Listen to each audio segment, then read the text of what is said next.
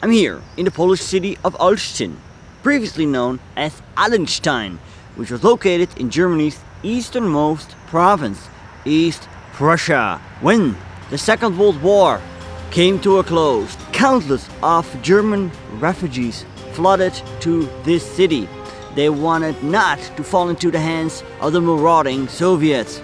This here is the story of the evacuation of East Prussia during the Second World War. Stay tuned. Welcome back at it, and welcome back at it again. My name is Steve and I'm a history teacher from the Netherlands, and I like to hustle history, this time on location for you. Please consider subscribing, and if you do so, do not forget to hit that notification bell so you will become part of the hustle. Let's begin. In the autumn of 1944, the Soviet troops set foot on German soil and advanced to a village called Nemmersdorf. This German village was later retaken by the German army, and they made a horrible discovery. They found around 20 civilians dead. Most of them were shot and several women were raped. The Soviets were out for revenge. When they carried out their offensive through East Prussia from January 1945, these acts of merciless revenge continued. Countless of Germans wanted to flee, and many of them arrived here in the city of Allenstein. Many Red Army soldiers had at least one family member killed because of the war. Some of them had their whole family slaughtered by the Germans. When the Soviets retook Ukraine, they witnessed massive death and destruction the Germans left behind as they retreated. Basically, Nemmersdorf triggered the flight of the refugees. Even the last holdouts had become so scared that they wanted to leave because they had a foreboding that it would not end well. In 1944, evacuation plans of East Prussia were made. However, these plans had to A. be approved and B. carried out. In October, the Nazi Party's officials in Königsberg acceded to the desperate pleas of both military and civilian authorities to evacuate the region.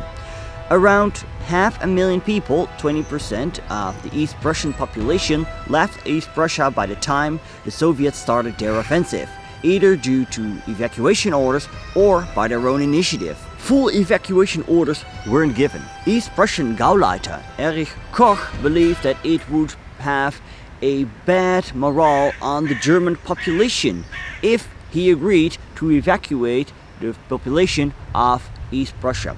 So therefore, full evacuation orders weren't given, and people who did so by their own initiative could count on harsh repercussions. East Prussia will be defended, he argued. Still, some people did take initiative. I'll get to these people later. In January, the Soviets continued their attack on East Prussia. Soviet General Ivan Chernyakhovsky noticed that the German forces near Innsbruck were strong, so he performed an attack at Tilsit in the north and therefore attacked the German forces in the rear. Soviet General Konstantin Rokossovsky attacked at Allenstein.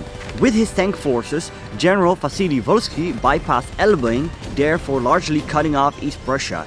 Even at this point, Gauleiter, district leader Erich Koch, refused the full evacuation of civilians. Many civilians went anyway. Retreating German troops warned civilians to leave immediately. Some civilians did take the train from Königsberg to Allenstein, thinking they would escape the Soviets. However, as I mentioned, Allenstein was already taken, and thus these civilians fell in the hands of the Soviets.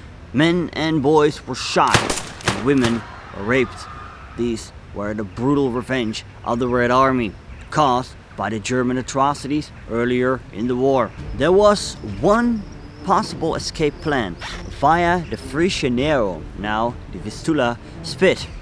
German civilians had to cross over the ice while being under fire by Soviet artillery and aircrafts. The Germans did carry out Operation Hannibal, where military personnel and to a lesser urgent civilians were evacuated by ship from the Polish corridor, East Prussia and the Courland Pocket. East Prussian aristocrat Alexander Dohna, he organized his own trek to the west.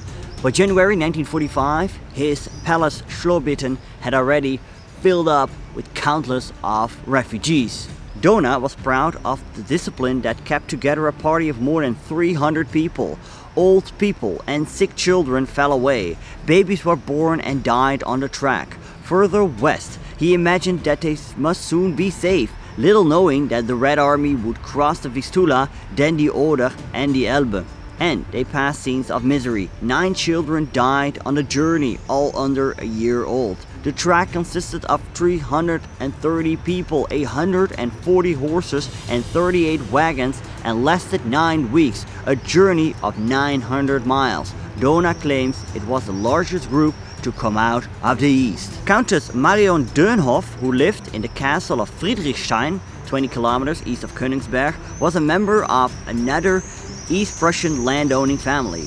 During the war, she was in contact with the Kreisau Circle, a group of intellectuals that resisted Hitler. Later, she would become a journalist. When the Germans suffered their first losses on the Eastern Front, she knew that one day East Prussia might be lost. And therefore, as the Red Army closed in, she also organized a track to the west. She tried to convince her workers to come with her, but some of her workers decided to stay because they believed the Soviets might need these workers to serve them. 2 years later, in 1947, Marion Dönhoff heard in a letter from Friedrichstein what had happened to those who had thought that they would be needed by the conquerors. Many had been shot, others were sent to the camps in the Urals, where most died. Those who did stay to work for the Russians became victims of disease and starvation. Many of the East Prussians who fled died en route, mostly the young, the sick and the elderly. However, the majority of the East Prussian population, 2 out of 2.6 million people, got to the west. Needless to say, thousands of them were overtaken by the Red Army and suffered a horrible ordeal. Those who survived this were often sent back to their homes, but there was not much back to go to. Why? Well, apart from the fact that many residences and buildings were looted and burned down by the Red Army, the victorious Allies had already decided to eradicate East Prussia. The northern part became part of the Soviet Union and is, till this day, a part of Russia known as the Kaliningrad Oblast, and the southern part became part of Poland. So did the areas of Pomerania and Silesia, and the Germans who were living in these areas that formerly belonged to Germany were forced to move to the west. But that's another story, and it's actually a story that I did cover while being in Brno. Perhaps you remember that video. Now if you don't remember that video or you haven't seen it, then I encourage you to watch it. It will be here any moment now. Now, one final thing I'd like to mention is the fact that some of you might feel anger and resentment towards the Allies and the Soviets, but there was a reason for this. There was a reason why the Red Army was so cruel. And before you start typing angry comments, please watch the video I made about that. It's right here. Thank you so much for watching. Do not forget to like, comment and to share via Facebook, Reddit, Twitter. Also subscribe, and I'll see you later.